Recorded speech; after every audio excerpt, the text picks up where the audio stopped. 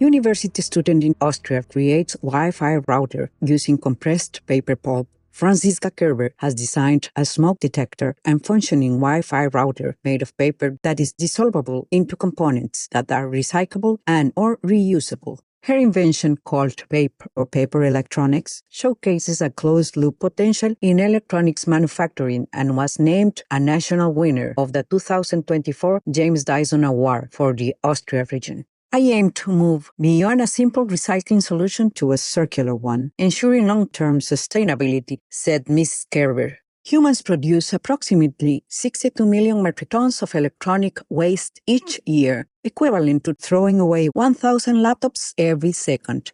According to the World Health Organization, e-waste is the fastest-growing waste stream in the world. The James Dyson Award celebrates problem-solving ideas, annually giving financial prizes and media exposure to international student inventors. 3 cheers, Franziska Kerber, on your recognition. In celestial oneness, may your paper electronics inspire many other innovators to incorporate environmental stewardship in their designs.